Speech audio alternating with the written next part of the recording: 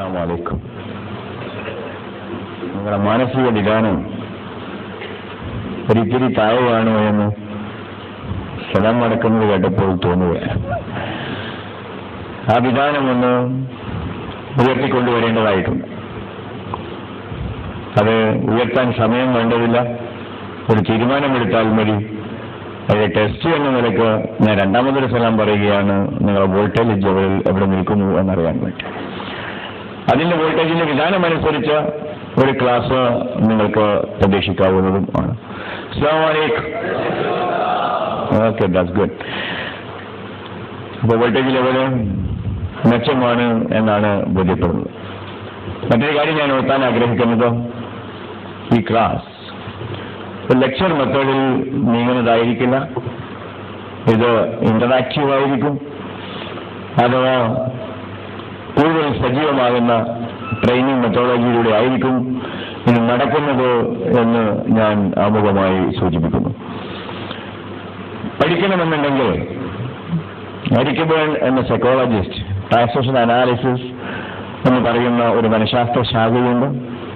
ഓരോ രക്ഷിതാവും ഓരോ അധ്യാപകനും ഓരോ സാമൂഹ്യ ജീവിയും നിർബന്ധമായി പഠിക്കേണ്ടതാണ് എന്ന് ഞങ്ങൾക്ക് റെക്കമെൻഡ് ചെയ്യാറുള്ള ട്രാൻസാക്ഷൻ അനാലിസിസ് TA എന്ന സൈക്കോളജിയിൽ അദ്ദേഹം പറയുന്നത് നമ്മൾ എല്ലാവരുടെ ഉള്ളിലും മൂന്നാളുകളുണ്ട് എന്നാണ്. PAC എന്നാണ് അത് അറിയപ്പെടുന്നത്, പേരന്റ്, അഡൽട്ട് ആൻഡ് ചൈൽഡ്.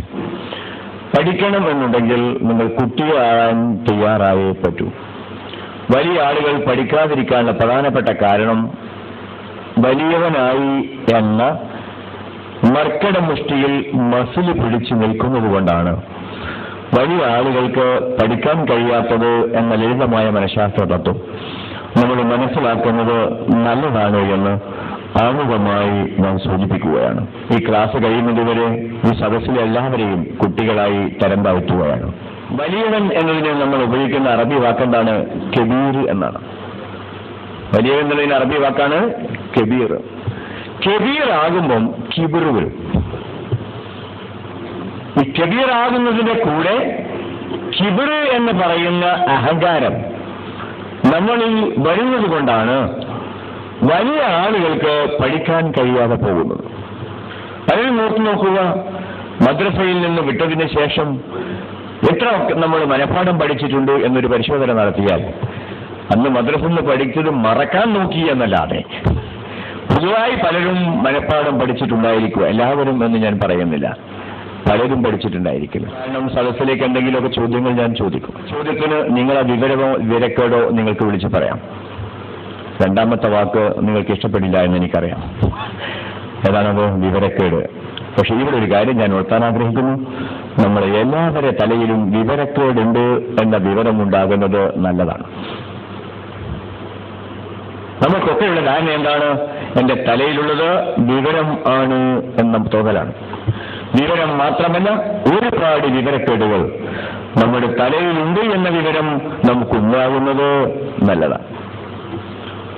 അപ്പൊ ഇതില് ഇന്ററാക്ഷനിൽ ചിലപ്പോൾ കൈവക്കാൻ ആവശ്യപ്പെടും, ചിലപ്പോൾ കണ്ണടക്കാൻ ആവശ്യപ്പെടും. ഇതൊക്കെ വരാൻ പോകുന്നതാണ്.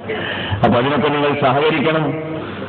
ക്ലാസ് ആ രീതിയിൽ ഇന്ററാക്റ്റീവായി പോകാൻ അതൊക്കെ ആവശ്യമാണ് എന്ന് ആമുഖമായി ഞാൻ ഉണർത്തുകയാണ്. ഇനി ഞാൻ അതിലെ ആദ്യം ക്ലാസ് തുടങ്ങുന്നത് തന്നെ ഒരു ലഘുവായ ചോദ്യം ചോദിച്ചുകൊണ്ട്,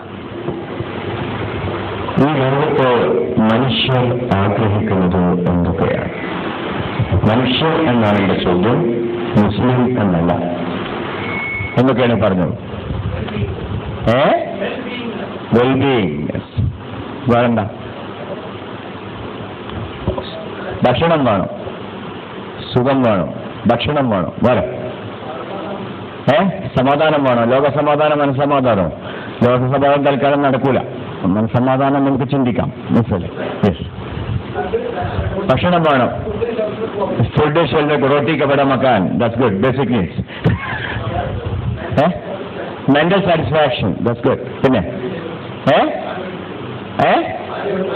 ആരോഗ്യം വേണം, വളരെ പ്രധാനപ്പെട്ടതാണ്, പലരും പറയാൻ വിട്ടുപോകുന്നതാണ്. പിന്നെ വേറെന്താ വേണ്ടേ? അതെ, ഇതാണ് മറ്റൊരു ഡിസ്പ്യൂട്ട് വരാറുള്ളത്. വെൽബീയിങ്നെസ് എന്ന് പറഞ്ഞാൽ തന്നെ അതല്ലേ എന്ന്. ഇൻഷാ അല്ലാഹ് will come to it. Right? ഉന്നതമായ വിദ്യാഭ്യാസം വേണം, കുറഞ്ഞാൽ അപകടമാണ്. Okay, that's good. അതാണ് ആദ്യം പറയേണ്ടത്. ഇത്ര നേരം വൈകിയത് എന്തേ പാലക്കാട് നിന്നപ്പോൾ ഞാൻ നോക്കുന്നത്.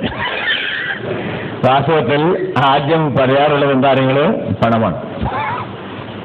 അത് ആദ്യം പറയാറുള്ളത് പണമാണ്. ആരോഗ്യം പറഞ്ഞു, ഇങ്ങനെ പലരും പറയാറുണ്ട്, അധികാരം, പ്രശസ്തി എന്നൊക്കെ പറയാറുണ്ട്. ഇനി നമുക്ക് ഇതിൽ ഓരോന്ന് എടുത്തു നോക്കാം. സാധാരണ കിട്ടുന്ന ആദ്യത്തെ മറുപടി പണം എന്നാണ്. അദ്ദേഹം പറഞ്ഞു വെൽബീയിങ്. Okay, good. ഇനി നമുക്ക് ഓരോന്ന് എടുത്തു നോക്കാം. പണം എന്തിനാണ്? അപ്പൊ ചോദിക്കും, ആർക്കായി അറിയാത്തത്? എന്തിനാ പണം? ജീവിക്കാൻ. സാധാരണ കിട്ടുന്ന മറുപടിയാണ് പണം എന്തിനാണ്? ജീവിക്കാൻ. എങ്കിൽ അടുത്ത ചോദ്യം വരുന്നു, ജീവിതം എന്ന് പറഞ്ഞാൽ എന്താണ്? 24 മണിക്കൂർ നാം കാട്ടിക്കൂട്ടുന്നതുണ്ടോ? അതിന്റെ പേരാണ് ജീവിതം. Then what is life? ജീവിതം എന്ന് പറഞ്ഞാൽ എന്താണ്? അവിടെ തന്നെ പ്രശ്നം. എല്ലാവരും പറയാറുണ്ട് ജീവിതം ജീവിതമെന്നും. ജീവിതം എന്ന് പറഞ്ഞാൽ എന്താ? ചിന്തിച്ചിട്ടില്ല. Hardest job on the earth. That's why so few people engage in it. ചിന്തിക്കുക എന്നതാണ് ലോകത്തെ ഏറ്റവും ബുദ്ധിമുട്ടുള്ള കാര്യം. അതുകൊണ്ട് വളരെ ചുരുങ്ങിയ ആളുകൾ മാത്രമേ ചിന്തിക്കാറുള്ളൂ. ഇപ്പൊ ഞാൻ ചോദ്യം ചോദിച്ചു, പണം എന്തിനാണ്? നിങ്ങൾ എത്ര പേര് ചിന്തിക്കാൻ തുടങ്ങി? ഭൂരിഭാഗം ആളുകളും ചിന്തിച്ചത് ഇങ്ങനെയാണ്. ആരെങ്കിലും ഒരാൾ മറുപടി പറഞ്ഞോട്ടെ, തൽക്കാലം ഞാൻ പറയുന്നില്ല. ഇതിനാണ് സാധ്യത.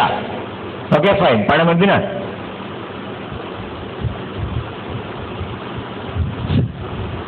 No answer? എന്ത് ആൻസറും പറയാം. All answers are right answers. ആവശ്യങ്ങൾ പൂർത്തീകരിക്കാൻ. Exactly, perfect answer. എന്തിനാണ് പണം എന്ന് ചോദിച്ചാൽ ആവശ്യങ്ങൾ പൂർത്തീകരിക്കാനാണ്. ഇനി കേട്ടോളൂ, ജീവിതമെന്ന് പറഞ്ഞാൽ ആവശ്യങ്ങളാണ്. ജീവിതമെന്ന് പറഞ്ഞാൽ ആവശ്യങ്ങളാണ്. നാം ഇവിടെ ജനിച്ചത് പോലും 2 പേർ അവരുടെ ആവശ്യം നിർവഹിച്ചതിന്റെ അനന്തരഫലമായിട്ടാണ്. സാധാരണ നല്ല പറഞ്ഞാൽ മതി എന്ന് മാത്രം. 2 പേർ അവരുടെ ആവശ്യം നിർവഹിച്ചതിന്റെ അനന്തരഫലമായിട്ടാണ് നമ്മൾ ഇവിടെ ജനിച്ചത്. Any dispute over that? No dispute, and there can be no dispute. ജനിച്ചത് മുതൽ മരിക്കുന്നത് വരെ ആവശ്യങ്ങളുടെ പരമ്പരയാണ്, മറ്റൊന്നുമില്ല.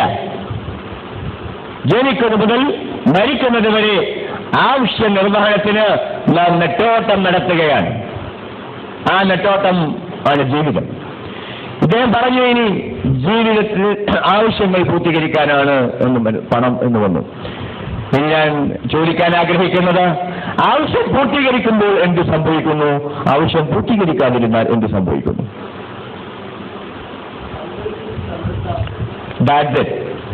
ആവശ്യം പൂർത്തീകരിക്കുമ്പോൾ സന്തോഷം അനുഭവപ്പെടുന്നു. ആവശ്യം പൂർത്തീകരിക്കാതിരിക്കുമ്പോൾ അസന്തോഷം അനുഭവപ്പെടുന്നു. When a need is satisfied, man is satisfied. ഇവിടെ സാറ്റിസ്ഫാക്ഷന്റെ അർത്ഥം മലയാളത്തിൽ വ്യത്യാസമുണ്ട്. When a need is satisfied, ഒരാവശ്യം പൂർത്തീകരിക്കപ്പെടുമ്പോൾ man is satisfied, that is, he is happy. ആവശ്യം പൂർത്തീകരിക്കപ്പെടുമ്പോൾ മനുഷ്യൻ സന്തുഷ്ടനാവുകയാണ് ചെയ്യുന്നത്. ആവശ്യം പൂർത്തീകരിച്ചില്ലെങ്കിലോ അവൻ അസന്തുഷ്ടനാകും. ഇനി നമ്മൾ സാധാരണ ഉപയോഗിക്കുന്ന ഒരു വാക്കാണ് പ്രശ്നങ്ങൾ, അല്ലേ? പ്രശ്നങ്ങളേ ഉള്ളൂ, എല്ലാം ഉണ്ടാക്കലാണ് കേരള സംസ്കാരം. യെസ്, പ്രശ്നമില്ലെങ്കിൽ നമുക്ക് എന്താകൂല അവിടെ? That's it. എവിടെയാ പ്രശ്നം? മനസ്സിലായില്ലേ? ഏതായാലും ആവട്ടെ. ഇനി പ്രശ്നം എന്ന് പറഞ്ഞാൽ എന്താണ്? A problem is an unmet need. പൂർത്തീകരിക്കപ്പെടേണ്ട ഒരു ആവശ്യത്തിനാണ് പ്രശ്നം എന്ന് പറയുന്നത്. പൂർത്തീകരിക്കപ്പെടേണ്ട ഒരു ആവശ്യത്തിനാണ് പ്രശ്നം എന്ന് പറയുന്നത്. എനിക്കൊരു പ്രശ്നമുണ്ട് എന്ന് പറഞ്ഞാൽ എനിക്ക് പൂർത്തീകരിക്കപ്പെടേണ്ട ഒരു ആവശ്യം ഉണ്ട് എന്നാണ് അതിന്റെ അർത്ഥം.